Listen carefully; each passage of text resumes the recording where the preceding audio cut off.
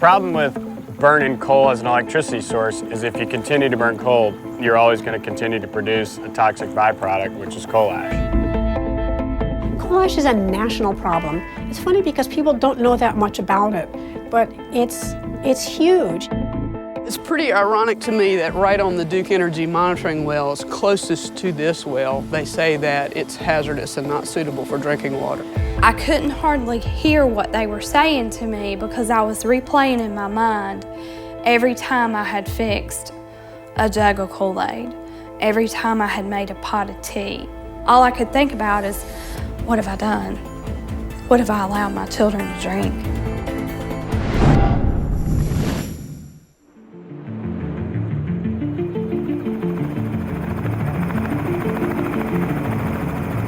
In 2014, one of the worst environmental disasters in the U.S. occurred at a coal-fired power plant in North Carolina, when a sudden breach sent up to 39,000 tons of toxic waste and 27 million gallons of contaminated water into the Dan River, making it the third largest spill of its kind. The waste, known as coal ash, is what's left over when coal is burnt for electricity, and it contains some of the worst carcinogens on the planet. But it's also what keeps our lights on and has fueled the economy and the infrastructure of this country for more than a century. According to the Energy Information Administration, there are approximately 642 coal-fired power plants across 48 states in the U.S. today. And where there's coal being burnt, there's going to be coal ash. Our years of dependence on coal as an energy source has left us with millions of tons of this pollutant, and no one has come up with a safe way to store it. The Dan River spill is the most recent reminder of what can go wrong. This has caused controversy across the country, and international organizations like the Waterkeeper Alliance are battling with energy companies and the U.S. government to do more to address the environmental and health risks coal ash poses. Here in North Carolina, where coal ash has caused the most recent damage, the Waterkeepers are fighting against Duke Energy, the largest utility company in the country. We're on the river in North Carolina looking out for some coal ash ponds. Coal ash is the second largest industrial waste stream in the United States, and it's a byproduct of coal and carries heavy metals such as arsenic, chromium, and lead. So what are we looking at right now? This is Duke Energy's close side power plant on the banks of the Broad River. It's a coal-burning power plant, and the problems with that are it discharges coal ash into the Broad River. There's ponds across the state of North Carolina at 14 power plants, and all of them pollute the groundwater. And everyone that's been investigated is illegally discharging toxic metals into area waterways. Coal ash contains some 15 toxic heavy metals, including many of the most dangerous substances that naturally occur on Earth. They have been known to cause health issues ranging from asthma to cancer. Burning coal is pretty costly. You know, people say it's this great cheap energy source. It's really not when you factor in the true cost of what coal is. Right. And all of a sudden things like wind and solar are a lot more affordable and attractive. They never have a solar spill. The reality is, coal is still a vital part of our everyday lives. It makes up 39% of our electricity and is projected to hold steady for the next decade. So it's a problem that isn't going away anytime soon. Coal ash is a national problem. It's funny because people don't know that much about it, but it's huge. Because coal ash is generated wherever we burn coal in power plants, then wherever we have power plants that burn coal, we have coal ash. So there's coal ash in well upwards of 40 states. In fact, 47 states across the U.S. deal with coal ash, and an estimated 113 million tons of it is generated every year. Storing that waste has been the root cause of some of the worst environmental disasters, including the largest coal ash spill in history at a power plant in Tennessee, which made headlines across the country. People in Roane County, Tennessee still aren't sure this evening just how bad a disaster they are facing. More than 1 billion gallons of toxic sludge leaked last Monday when a retention pond crumbled outside this coal-burning power plant. A lot of coal ash is stored in what are called impoundments or ponds. These are obviously, liquid holding areas where coal ash has been mixed with water.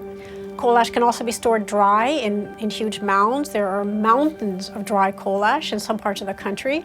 The very worst way to deal with coal ash is to let it to be exposed to water.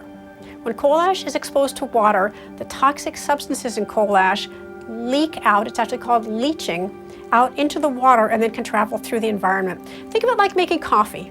You have your grounds, you have your water. You pour the water on top of the grounds, the essence of coffee comes into your cup. That's lovely. The essence of coal ash is not lovely. The essence of coal ash is extremely dangerous.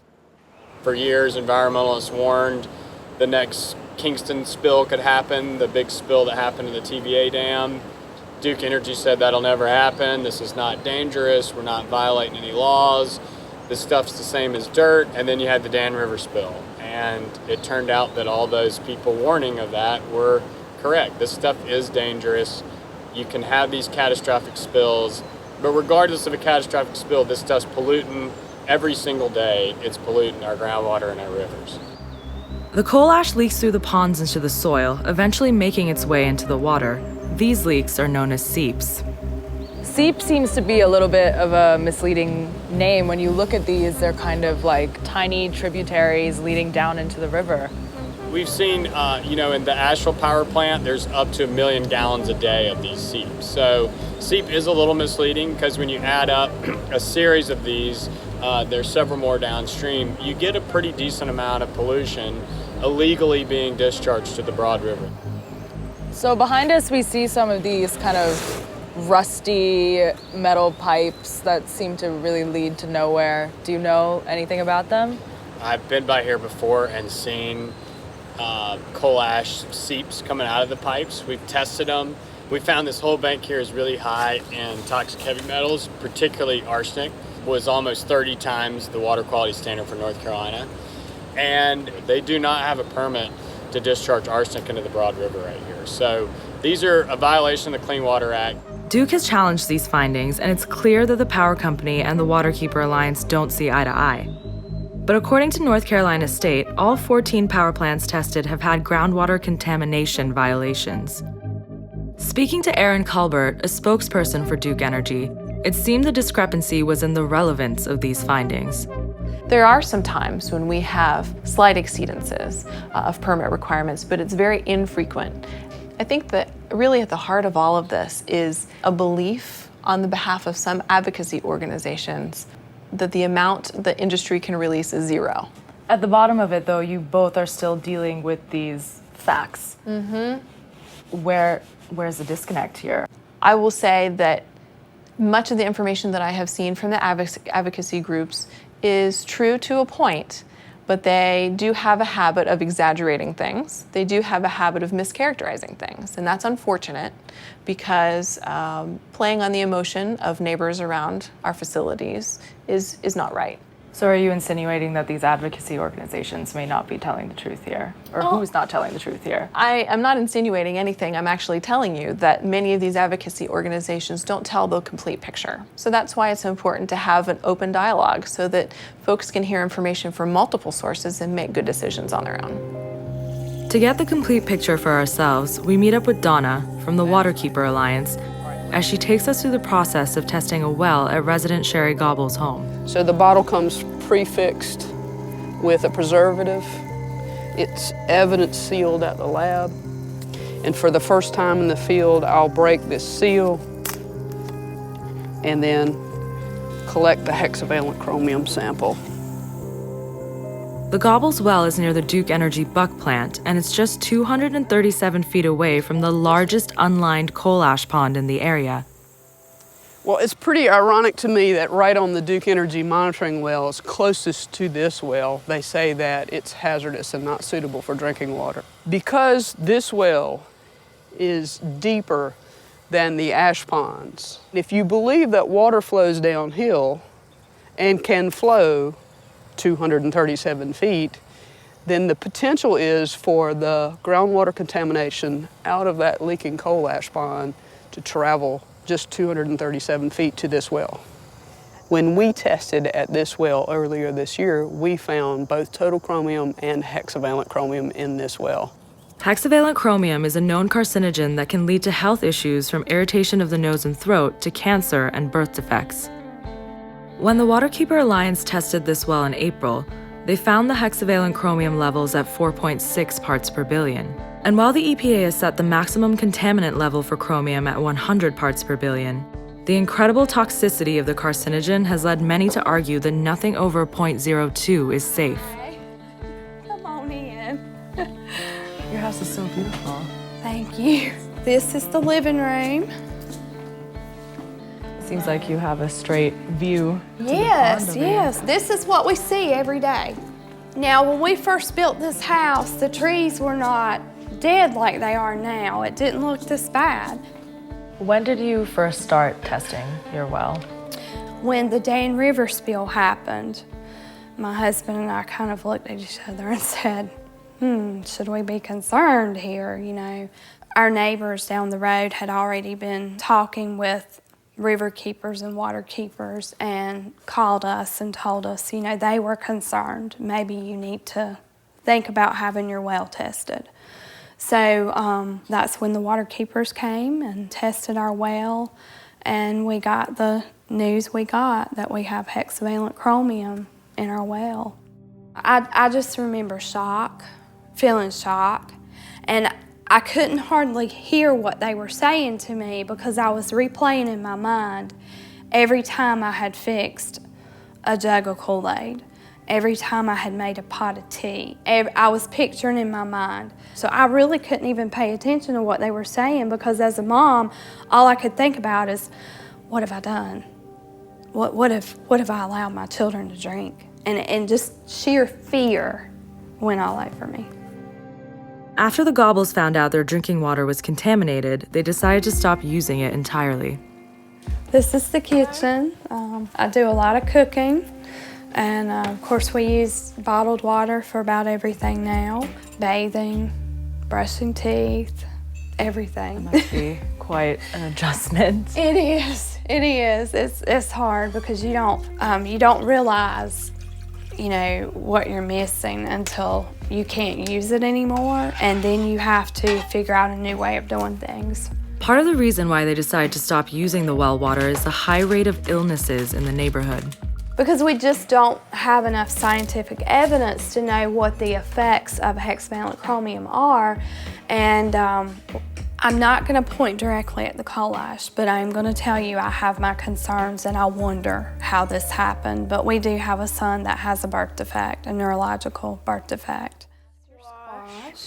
Got first place on that. And I do wonder if this affected him, because there are other birth defects in our community. I got first place on that. Yeah. So your mom has said that a lot of people in this neighborhood get nosebleeds. Do you ever get nosebleeds? Yeah, a lot. I just had, like yesterday or the day before that, I had like 3 or 4 in one day.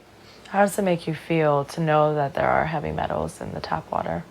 Well, it kind of makes me feel like, wow, that's, you know, that's shocking. It was shocking at first to learn that, and too, it kind of made me like sad and angry at the same time that they didn't tell us. Listening to him say that just brings tears to my eyes. It just, man. It's one thing when it affects you, but when it affects your children, it's a whole different thing. A few of these neighbors are concerned to the point that they don't even use the water in their homes anymore. I have heard that, yes. What is the response to that? It's a challenge because industries are regulated in such a way that they can release constituents to creeks and rivers, but they have to do so within limits. And then there's others who believe that you shouldn't be able to release anything at all. You know, I can touch coal ash, you know, I could interface with it. We have folks who work with it, obviously, at our facilities. It's not corrosive to the skin. It wouldn't cause you any skin issues. You could simply wash it off like you would dirt. In December 2014, the EPA made its first ever ruling on coal ash, officially classifying it as a non-hazardous material, which means it can be treated pretty much the way we treat everyday garbage, and leaves utilities like Duke Energy to police themselves. The industry has a pretty poor record in terms of monitoring, in terms of safety systems, and now increasingly in terms of cases that are known to have created real risks for human beings by allowing leakage or other contamination outside of the utility property. I don't see a record on the part of the utilities that would inspire me to say, great, let's let them handle this problem now and into the future. The new ruling means dealing with coal ash falls squarely on the shoulders of the state and its residents. In Pennsylvania, a state with the most coal plants and coal ash in the country, the problem has become more important than ever. One of the few success stories in the fight against coal ash has been the closure of Little Blue Run, a coal ash pond so big it can be seen from space. Behind me is Little Blue Run, which is the largest coal ash impoundment in the U.S., poorly disguised as a lake with this unnatural blue color. It spans over 2 states and contains 20 billion gallons of coal ash. Little Blue was built in the 1970s, and over the years has leaked large amounts of arsenic and selenium into the nearby communities. When the residents discovered the chemicals seeping onto their property, they notified the state that they were going to sue First Energy Power if the problem wasn't fixed. The Environmental Integrity Project went to the federal government and said, you know, we want something done about this or we're going to sue the federal government. So the federal government, I guess, went to our state DEP and told them they better get their act together and make them close it down. Just 59 days later, the federal court ordered First Energy to close the pond and begin the long process to clean up the site. Sandy Wright has advocated for the closure of Little Blue ever since it failed to live up to the energy company's promises. They showed us this beautiful lake that looked like a nice state park. It had a motorboat on it with a girl on water skis. It had, you know, somebody fishing in a cove, and it just looked like a great place. They explained that we would have almost lakefront property because we only live about 1.5 miles from it. So we were pretty excited about that. But over the years, things went south. When did you start questioning what was going on down there? Some of the local hunters were seeing stuff coming out of the hillsides, and they said, gee, it looks sort of bluish and foamy like the stuff that's inside the impoundment. Environmental Protection went down there and investigated, and they found that, yes, the stuff was leaking out through the hillsides. There are over 100 seeps at Little Blue, and closing the pond won't solve this. That's because closing the pond really means covering it and throwing some soil on top. So all that coal ash will still be there with the same problems underneath. To us, it's just going to aggravate the problem. We think it's going to create more hydraulic pressure on what's going out into these old mine shafts or these, you know, cracks in the hillsides. I believe it's like trying to put cookie dough in a spaghetti strainer, and then you stick a brick on top of the cookie dough. It's going to push it out through the holes, through any holes it can find. So even though it's covered up, it might be gone from your view, but what's underneath it is still going to be there. So the largest coal ash impoundment in the United States is not really being closed, it's just being covered with soil. That's right. It'll never be, the problem will never go away because they're always going to have to watch and see how far it's going, how far it's traveling underground. There's a certain finality to saying that Little Blue Run is going to be closed, but how far-reaching is the issue? I don't think anyone really knows. It's going to take, I believe, 15 years to get the closure completed. And I think, you know, it's going to be somebody's concern for a long time.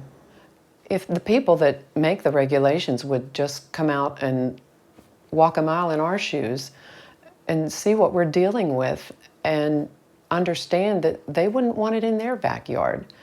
Sure, you have to dispose of the coal ash somewhere, but let's do it right. Whether or not there's actually a safe way to deal with coal ash remains to be seen.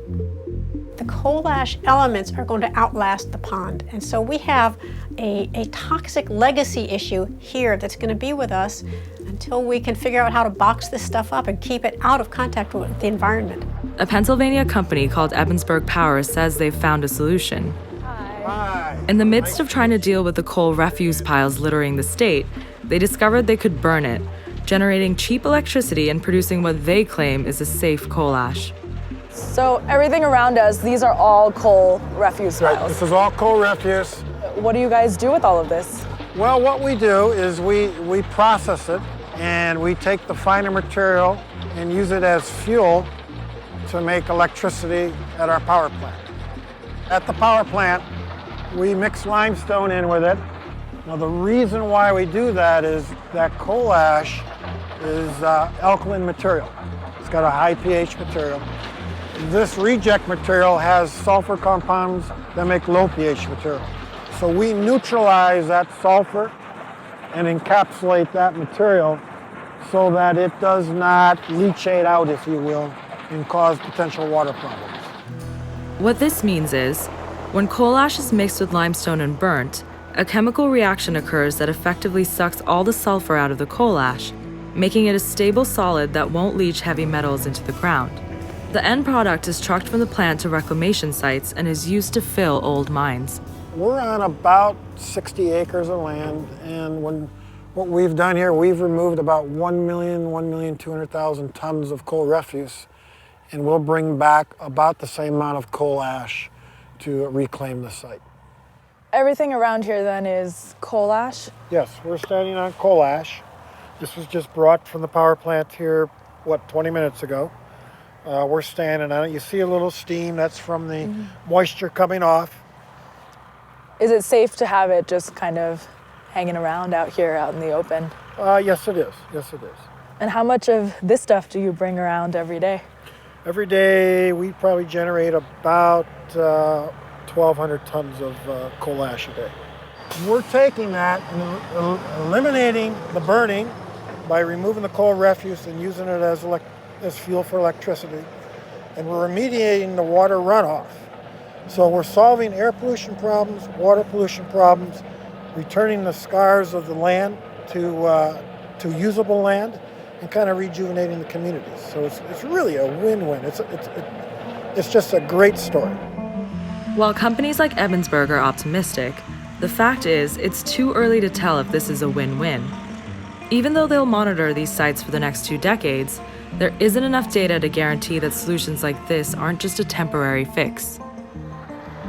It's crazy to think that they're just bringing trucks and trucks of coal ash up here, throwing some grass on top of it, and calling it a day. And what's even more absurd is that this is the most high-tech solution that we have.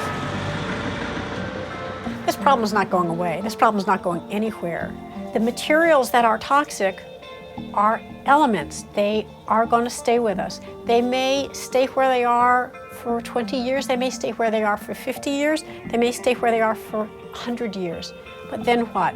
It's not just a problem for us, it's a problem for our children and our children's children. Really, the best solution to coal ash is to stop burning coal. Our dependence on coal in everyday life means we will continue to burn it. Even if we were to stop burning coal today, we would still be stuck with the millions of tons of coal ash we've already created. Energy companies are being allowed to police themselves, with little oversight from the federal government, which means coal ash ponds across the country will continue to leak dangerous pollutants into the water, and another disastrous spill is almost inevitable. Unless we come up with a permanent solution for a substance that will stay toxic essentially forever, these deadly materials will continue to threaten the environment and our health.